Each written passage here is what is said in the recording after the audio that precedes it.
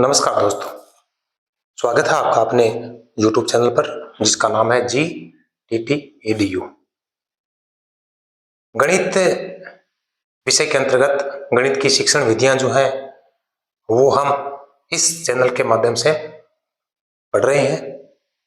आज जो गणित की शिक्षण विधि है वो कह सकते हो कि उच्च प्राथमिक स्तर की जो गणित की कक्षाएं हैं उनके लिए जो उपयोगी विधियां हैं उसमें अंतिम विधि है समस्या समाधान विधि। प्रॉब्लम सॉल्यूशन मेथड जो है वो अंतिम है और ये विधि जो है इसको हम आज आपके साथ करेंगे। देखिए, व्यक्ति का जो जीवन है उस जीवन में समस्याएं अनगिनत है। पढ़ाई में भी है, सामाजिक जीवन में भी है, अन्य शारीरिक भी है, मानसिक भी है। बहुत सारी समस्याएं जो है उन समस्याओं से व्यक्ति घिरा रहता है और उन समस्याओं से घिरे रहने के लिए व्यक्ति के पास इस प्रकार का हुनर होना चाहिए जिससे क्या हो कि वो व्यक्ति उन समस्याओं से निजात पा सके। इसलिए ये विधि जो है बड़ी ही कारगर, बड़ी ही उपयोगी, बड़ी ही महत्वपूर्ण है, क्योंकि इससे सामान्यतः हमारे जीवन में आने वाली जो समस्याएं हैं उन समस्याओं से निजात, उनका हल प्राप्त करने में भी ये विधि मदद करती है। ठीक है, तो चैनल पर यदि आप नए हैं तो सब्सक्राइब करें, वीडियो को लाइक करें, शेयर करें, कमेंट करें। चर्चा करेंगे आपके साथ इस विधि की। ध्यान से सुनना है, समझना है। ठीक है, चलते हैं आज के इस अपने वीडियो की तरफ। देखिए, इस विधि की बात हम करते हैं तो विधि अपनी है समस्या समाधान विधि। समस्या समाधान विधि है और हमारा संदर्भ जो है इस विधि का जो मैटर हम पढ़ रहे हैं वो पढ़ रहे हैं गणित शिक्षण शास्त्र NCERT के माध्यम से। देखो, इस विधि के अंदर से क्या होता है कि समस्या स्थितियों में अनुप्रयोग करना बच्चा सीख जाएगा। कि समस्या आएगी, समस्या की स्थितियां बनेगी, उन समस्या की स्थितियों से पार पाना बच्चा सीख जाएगा। इसलिए ये विधि बढ़िया उपयोगी है, बड़ी उपयोगी है, बड़ी काम की है। आगे चलते हैं। बच्चा जो है, बालक जो है समस्याओं के उचित हल ज्ञात करने में क्या बन जाएंगे, समर्थ हो जाते हैं। बच्चे जो हैं, बालक जो है समस्याओं को उचित हल ज्ञात या प्राप्त करने में अपने आप को समर्थ बना लेंगे। मतलब समस्या आएगी, समस्या का हल ज्ञात करने में बच्चा अपने आप को क्या बना लेगा, समर्थ बना लेगा, सामर्थ्यवान बन जाएगा।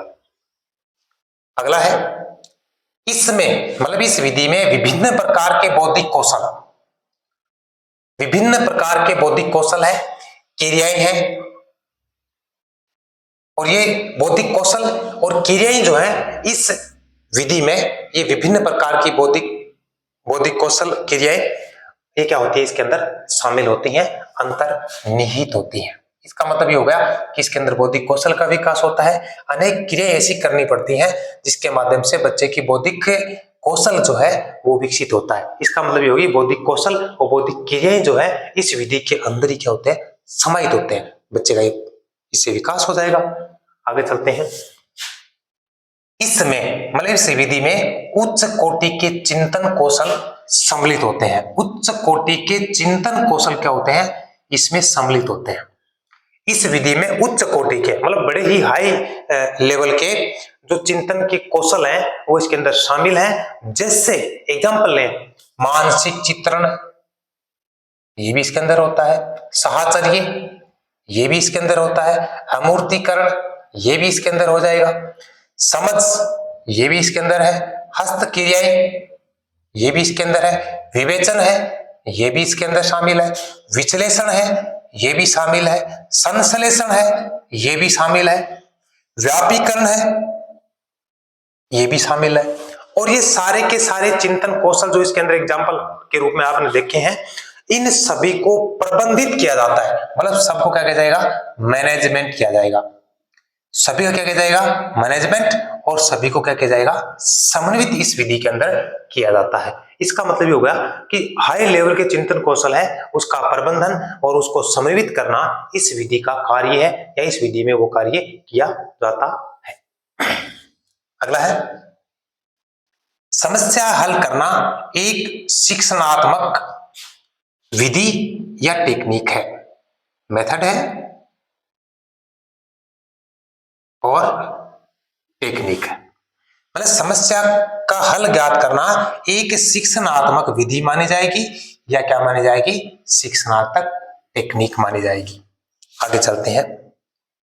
यह एक व्यक्तिगत या एक छोटे समूह का क्या है, क्रियाकलाप है। बड़ी इंपॉर्टेंट बात है भाई। इसके अंदर क्या होता है, बच्चा अकेला, या तो बच्चा अकेला मतलब व्यक्तिगत उसकी प्रॉब्लम खुद की समस्या अपने आप सुलझ जाएगा, या बहुत ही कम समूह, छोटा समूह मतलब बहुत ही उसके अंदर व्यक्ति कम है, अध्यापक और बच्चा बस, या दो बच्चे, ज्यादा बड़ा लंबा चौड़ा इसके अंदर समूह नहीं बनता है। तो इसमें एक व्यक्तिगत और एक छोटे समूह का क्रियाकलाप जो है किया जाता है, और इसलिए एक छोटे समूह का क्या होगा, ये क्रियाकलाप होगा। अब देखो, इसको यदि आपको प्रभावी बनाना है, यदि समस्या समाधान विधि को आपको प्रभावी बनाना है तो आपको क्या करना है, सहयोगपूर्ण कार्य करें, मतलब इसे सहयोगपूर्ण बनाएं, और चर्चा के लिए क्या करें, स्वतंत्र अवसर प्रदान कर दें। चर्चा के लिए स्वतंत्र अवसर प्रदान करते हैं और क्या करें, सहयोगपूर्ण वातावरण का निर्माण करते हैं, तो ये विधि क्या बन जाएगी, अधिक प्रभावी बन जाएगी। क्या बन जाएगी, अधिक प्रभावी, मतलब सहयोगपूर्ण वातावरण तैयार कर दें और चर्चा के लिए बच्चे को स्वतंत्र अवसर प्रदान कर दें, तो ये विधि जो है समस्या समाधान की, ये क्या बन जाएगी, अधिक प्रभावी बन जाएगी। आगे चलते हैं। ज्ञात विचारों, ये भाई सूत्र है, शिक्षण सूत्र है, इन सूत्रों पर ये क्या है, विधि आधारित है। ज्ञात विचारों से अज्ञात विचारों की ओर, कहने का मतलब है ज्ञात से अज्ञात की ओर, ज्ञात से अज्ञात की ओर, मतलब ज्ञात विचारों से अज्ञात विचारों की ओर, पुराने विचारों से नवीन, मतलब ओल्ड से न्यू, पुराने विचारों से नए विचारों की तरफ, ये भी शिक्षण सूत्र है। और तीसरा क्या है, सरल से जटिल की ओर जाती है। तो ये तीनों शिक्षण सूत्र जो है वो इस विधि के अंदर शामिल है। यहां तक कि मेरा कहना यह है कि संश्लेषण विश्लेषण विधि भी इसी के अंदर शामिल हो जाती है, क्योंकि इसके अंदर आपने यहाँ पढ़ा है विश्लेषण संश्लेषण, ये क्रिया इसके अंदर की जाती है, तो ये उस विधि में भी की जाती थी, तो इसमें भी शामिल है। तो ये विधि जो है बड़ी ही जोरदार कारगर है। अब बात करते हैं समस्या समाधान विधि के चरण क्या है, कितने चरण है इसके। तो अभी समस्या समाधान विधि के चरण है 5। कितने हैं, 5। नंबर 1 है समस्या को पहचानना, या इसको ये भी कह सकते हैं समस्या को स्वीकार करना।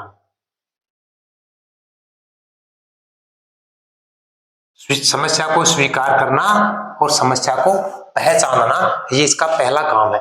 मतलब समस्या जो है उसकी उपस्थिति को स्वीकार करो कि समस्या ये है, स्वीकार करो, पता होना चाहिए कि समस्या ये है, ठीक है। तो पहचान हो गया कि आपके सामने ये समस्या है, उसको स्वीकार करो और उस समस्या की क्या करो, पहचान करो। ये पहला कार्य आपको इसके अंदर करना है। तो स्वीकार करें और उसको क्या करें, चिन्हित करें, पहचान करें। इसके बाद क्या करना है, उसका विश्लेषण करना है। जो समस्या जिसको आपने स्वीकार किया है, जिसकी आपने पहचान की है, उस समस्या का हमें क्या करना है, विश्लेषण करना है। और विश्लेषण करने के लिए प्रश्न पूछने की जो विधि है, मतलब प्रश्न पूछते जाना है, प्रश्न पूछते हुए हमें क्या करना है, उस विधि का विश्लेषण करना है। और तथ्यों में क्या संबंध है, मतलब जो तथ्य आपको दे रखे हैं उनके बीच में संबंध क्या है, और आंकड़े समस्या हल करने के लिए आपके पास पर्याप्त है या नहीं है, ये काम आपको करना है। मतलब प्रश्न पूछने की विधि से के द्वारा क्या करेंगे, इसका विश्लेषण करेंगे। और विश्लेषण में क्या करना है, तथ्य जो हमारे पास उपलब्ध है समस्या को हल करने के लिए, उनमें आपस में क्या संबंध है, और जो तथ्य आंकड़े या सूचना समस्या को हल करने के लिए जो हमारे पास है, उपलब्ध है, वो पर्याप्त है या नहीं है, ये चीजें हमें क्या करनी है, विश्लेषण में करनी है। इसके बाद क्या है, अपेक्षित गणितीय संबंधों की खोज। मतलब अब ये तथ्य आंकड़े वगैरह आपके पास जो उपलब्ध है पर्याप्त मात्रा में, इनके अंतर्गत अपेक्षित मतलब कौन सी ऐसी गणितीय संबंध जो हैं जिनको हमें इसके अंदर लगाना है, मतलब कौन से सूत्र इसके अंदर लगेंगे, कौन सा नियम इनके अंतर्गत लगाया जाए, ये खोज हमें करनी पड़ेगी। तीसरा काम ये करना है, देखो समस्या हल करने के लिए कौन से सूत्र, कौन से नियम, इनका प्रयोग जो है हमें करना है, ये हमें देखना है। और हल ज्ञात करने की कौन सी विधि उचित रहेगी, यहां पर ये चीजें हमें क्या करनी है, अपेक्षित गणितीय संबंधों की खोज में कार्य करना है। थर्ड नंबर पर। चौथा नंबर क्या है, ऊपर वाला काम, मतलब ये नियम, सूत्र और विधि का चयन करने के बाद हमें क्या ज्ञात करना है, इसका हल ज्ञात करना है, सॉल्यूशन निकालना है, हल निकालना है। ठीक है, चौथे में क्या करना है, रिजल्ट निकालो। और पांचवें में क्या करना है, जो रिजल्ट आपने निकाला है उस रिजल्ट की जांच करनी है। क्या करनी है, जो रिजल्ट हमने निकाला है उत्तर की जांच करना। तो हमें जो उत्तर प्राप्त हुआ है क्या सही है, मतलब यदि उसके अंदर कोई त्रुटि है, कोई गलती है तो पता लगाओ, यदि उसमें सुधार की कोई गुंजाइश है तो वो पता लगाओ। तो ये उत्तर की जांच की बात है। हल ज्ञात करने के बाद प्राप्त उत्तर में यदि कोई गलती है या उसमें सुधार की कोई बात है तो उसकी जांच करनी आवश्यक आवश्यक होती है। और बच्चों में यह आदत क्या करनी है, विकसित की जानी चाहिए, ताकि बच्चे क्या कर सके, त्रुटि जो है, गलती जो है वो कम से कम करने का प्रयास कर सके। तो भी ये इसकी प्रोसेस है, ये इसकी आधारभूत चीजें हैं। अब जो बातें आगे पढ़नी है वो हमें ये पढ़नी है कि इसके क्या लाभ है और इसके क्या कमियां इसकी है, वो चर्चा जो है हम आपके साथ करेंगे। अभी इसको उतार सकते हो, चलेंगे आगे।